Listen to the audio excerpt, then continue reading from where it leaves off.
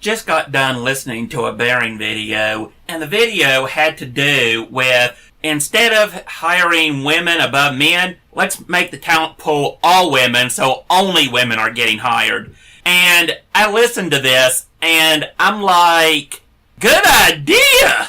No, I've said this before, and granted, I've said it with my tongue firmly planted in the side of my cheek now, so I'm not being serious at all here, and I've said this, and the point I was getting at was, hey, let's go and induct more women in the Army, because you know what? I just can't rest until the number of casualties in the Army are half of them are at least women. Because if I have to go and stand on the front lines and take the risk of getting a bullet shoved through the front of my head, I believe that a woman should actually have to take the exact same risk. I believe that if you're female, there is no reason at all you should not be facing death on a daily basis.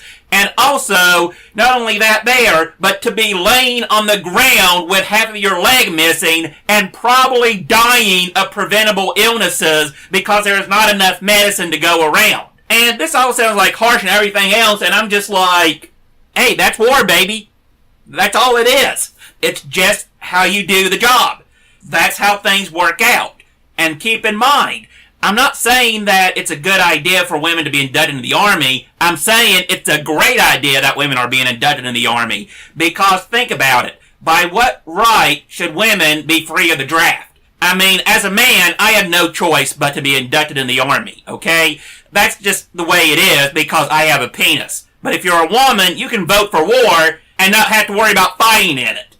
So if we make at least half of the combat troops female, then that should be enough for women to go and be like, hey, maybe war isn't such a great idea after all. Now, I know, I understand. A number of women will be getting pregnant when it's their tour of duty and everything else and all. I'm not kidding. I've heard stories about even simple patrol missions. Women have intentionally gotten pregnant and all, just so they won't have to go on their tour of duty and all, patrolling the empty seas.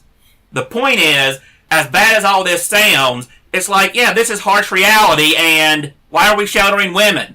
Women are strong, independent creatures who need no man, and they can do the exact same thing a man can in high heels and probably while pregnant. So it's like, well, okay now. Therefore, if you don't believe that a woman should have her brains blown out the back of her skull, then you hate women.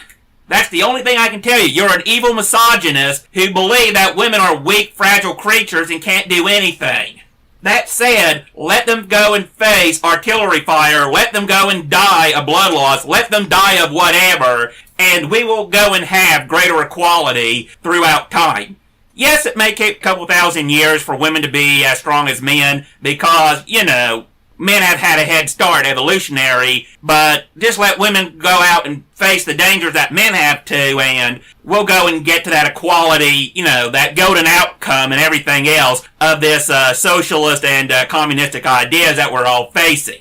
Because I'm telling you right now, if we do not live in a country where the government owns everything, and that includes the people in it, then that's a society I don't want to live in.